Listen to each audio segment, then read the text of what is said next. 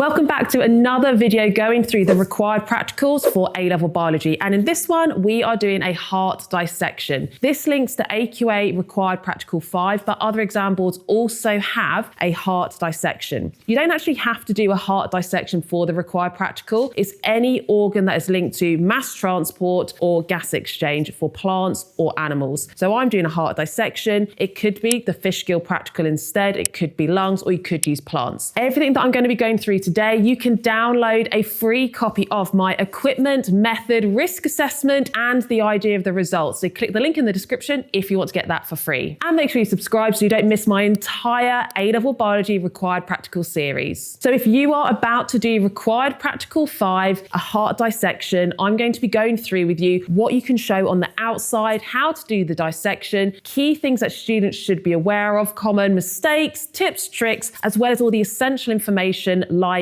the risk assessment as well. And a big thank you to Woodford County High School for letting me film here today. So for the students, one of the key focuses of this practical when it gets to the exams is knowing how to work safely, how to do scientific drawings of their results, and being able to identify the structures that they actually learn in lesson. So as we go through, those are some of the key things that I'll be pointing out for you. The key equipment that you're going to need for this practical is a heart. Now we typically use a sheep heart. It is similar in size to the human heart, and you can tell this by if you put your hand as a fist. The size of a fist is approximately the size of your heart. That's something I'd always show the students as well. We've also got a sharp scalpel. We've got sharp dissection scissors. We've got our forceps, and we've also got a mounted needle. As well as that, I've got a beaker of disinfectant. We've got Virkon, but you just need to have a disinfectant that is accepted by CLIPS. And I've got my dissection board, and we actually use these absorbent pads to help absorb any of the liquid and blood that might come out of these. All of that needs to be tidied away in a separate biohazard bag at the end of the practical, as well as the heart and any gloves that are used. Before any heart dissection, I always show the students the key structures that they need to know on the heart, on a model, and then actually on the outside of the heart as well. So let's take a look. So here we have the model of the heart, and the key things that I like to be able to identify on the heart with the students are coronary arteries that run on the outside of the heart. Also, the atria are usually quite obvious. Sometimes they get cut off though, so you can't always see them. And then we're going to look out for as well the aorta and the pulmonary artery. It's unlikely that we'll have the vena cava and the pulmonary vein in shock because they often get cut off when we get our hearts. So if we have a look, we can see first of all on the outside, I'd point out the difference between the dark tissue here is the cardiac muscle, and the white, that is actually fat on the outside of the heart. But that makes it easier to see the coronary arteries, where we can see them running along these line-like structures, and those are the blood vessels that provide the cardiac muscle with oxygenated blood so that they can respire aerobically, so the heart can contract and relax. And it's if one of those get blocked, that's when you don't get the oxygenated blood to the heart, muscles can't contract and relax, and you can have a heart attack. You can actually see the atria, which are these small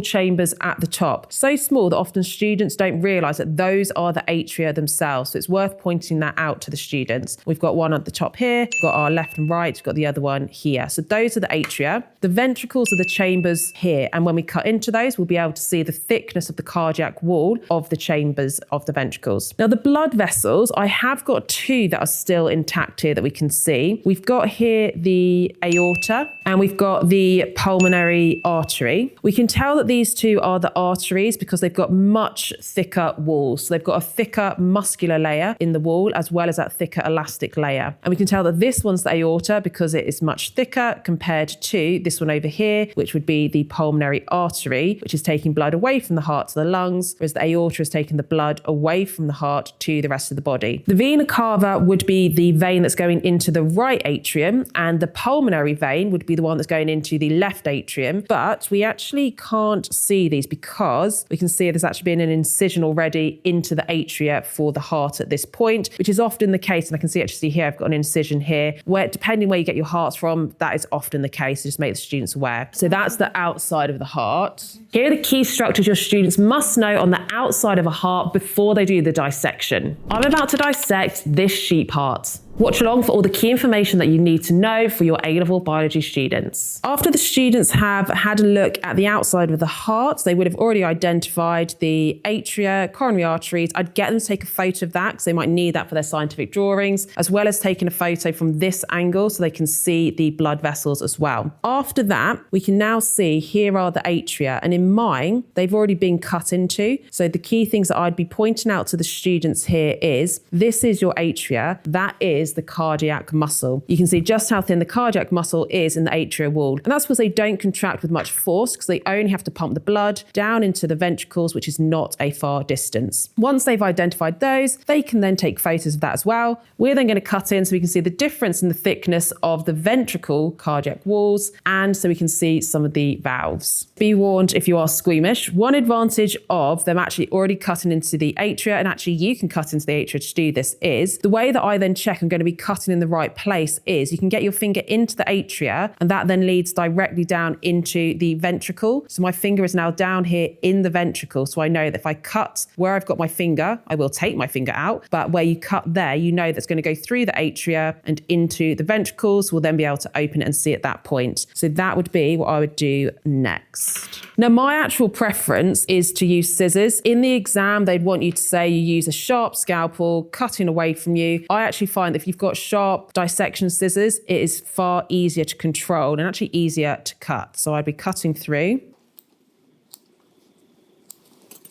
We've now cut in so we can see here was the atria. This is the atrioventricular valve. We imagine when it was all round like this, it was all connected. So this is the valve that prevents the backflow of blood from the ventricles when they contract up into the atria. And you can see it's a really thin layer of tissue. And I do show the students that it is really thin, but you can see it is tough. I'm pulling on that quite hard. And the tendons here are connecting the atrioventricular valve to the ventricle wall. So you can see that valve really nicely there. I'd get the students to hold it out. You can use your mounted needle to pin it down. I'd get them to take a photo at that point so they can see that structure really, really clearly. The next thing is looking at and pointing out to the students just how thick that wall is. So this is your ventricular wall, or the wall of the ventricles, made up of cardiac muscle. And we can see that's a really thick layer, especially if we go back and have a look at the atria where it was this really thin layer in comparison. So again, I'd get them to take a photo, because when it comes to doing their scientific drawing, these are the sorts of things they'd need to be able to label. That this is the ventricle, that this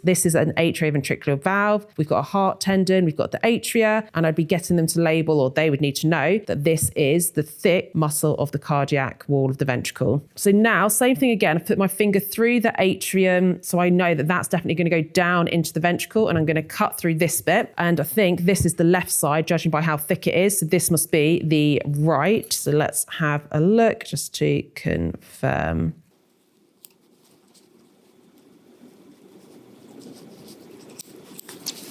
Yeah, so we can see, again, we've gone through our atria, which I've actually completely cut now. That was, if we put it again round like that, that was the atrium. We can see the valve with those tendons. And now we can see the thickness of that ventricular wall. This is the right side of the heart. And we can see just how much thinner it is on the right compared to the left side of the heart. And the students can annotate this on their diagram. They need to know that the left side of the heart, the ventricle has got thicker muscle in the cardiac wall, because that is pumping with more force. It contracts with more force, pumps the blood out of the aorta at high pressure, so it can reach all of the body. Whereas the right ventricle, we've got thinner muscular wall. That's because it doesn't need to contract with as much force, because it's pumping the blood from the right ventricle through the pulmonary artery to the lungs, which lie directly behind the heart, so it's not as far a distance. And also, we don't want the blood going into the capillaries in the lungs at high pressure, because that high pressure could actually damage the capillaries, and we want it low pressure, so it flows through slower, so there's more time for gas exchange. So now I've actually cut down both ventricles. We can see this section in the middle of the heart, that is dividing the right and the left side of the heart, and that is known as the septum. So that is what is separating the two sides. I'm actually going to cut down the septum now, so we can then see at the same time the right side and the left side to see the difference in the thickness. I would get them to take any photos though before they do this, because you can't undo it.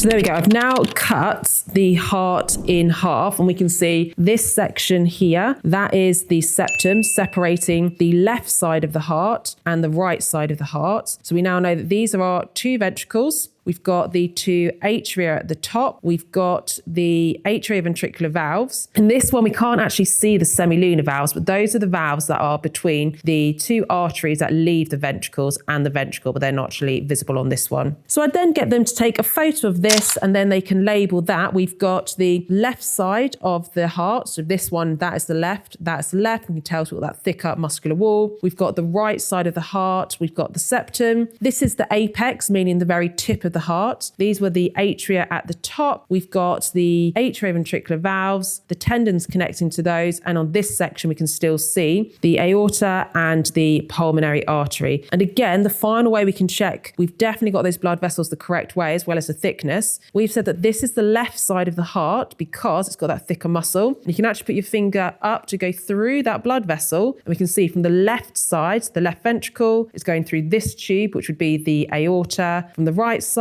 your finger goes up through that one, which would be the pulmonary artery. One of the key ways the students have to present their results with this is with a scientific drawing. So here are the key things that they need to know. Number one, there has to be a title of what they are drawing. Number two is knowing that you shouldn't have any colouring, any shading at all. So I've got a picture that I've taken, then I'd be doing my scientific drawing matching that. But I'm going to do a demonstration here rather than having it literally match picture.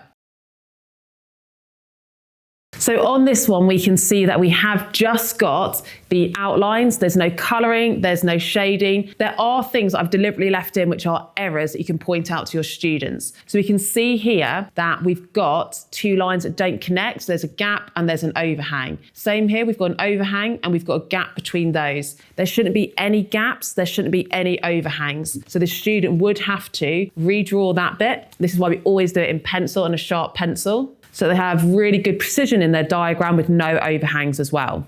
Next, they would need to indicate the scale. Now, obviously, I've done this on a whiteboard, so it is much, much bigger than the actual size of the heart. But if they're doing this into their lab book, which is probably A4, I'd recommend that they attempt drawing it to scale, and then they can just write to scale on their diagram. For me, this is probably at least 10 to 15 times bigger, but I'd have to measure to work that out. But they need to say the idea of the scale. Next then, they need to label and annotate their diagram, making sure that none of their label lines overlap with each other. So this one here, and they should do this with a ruler, we could say that this is, so this would be our right ventricle wall, and in other words, I'd also say cardiac muscle. On this side, we could then have, on this side, we've then got the left ventricle wall, and the diagram should visibly show that you've got a thicker cardiac muscle wall on the left compared to the right. Now, I've actually drawn this using the heart that I had, but I've actually drawn the one that I had a better image of. But it is worth noting that normally when you draw the heart, you're imagining it is the heart against you. So you always have the left on this side, the right on that side. So that is something to note to the students, that what they might be drawing is what they had a better image of and dissection of. But bear in mind, in the actual exam, you always have the left on this side, the right on that side. Then they can add the other labels such as the atrioventricular valves. We've got the heart tendons, we've got the septum. We could label this as the apex. We have got our two different blood vessels at the top, and for us, we put the finger through and we worked out that was the aorta, that was the pulmonary artery. These are our two atria. So we've got the left atria, the right atria, and then when it comes to annotations, this is where they could start to explain why you have the thicker cardiac muscle in the left ventricle compared to the right ventricle. We could label the role of the tendons, the atrioventricular valves, and how the septum is separating the oxygenated from the deoxygenated blood as well. So once you've then done all of the dissection, you've got all the photos that you need. Now we need to make sure that we're sticking to the risk assessment and tidying up. So anything that has touched the heart that would go in a bin needs to go into a separate bin. All of the equipment needs to go into our disinfectant. And then once I've put all of this into a separate bin, I take my gloves off inside out, put that in the bin as well, wash my hands with soap, soap, and then make sure I disinfect the entire table. Hopefully you found this video helpful, so you now know what to point out to your students, what are the key things that come up linked to the risk assessment, the structures they need to know how to identify, and how to actually do the experiment to show the students in advance or for them to use as part of their prep. Don't forget you can download for free the plan for this practical, and make sure you subscribe so you don't miss out on any of the next videos.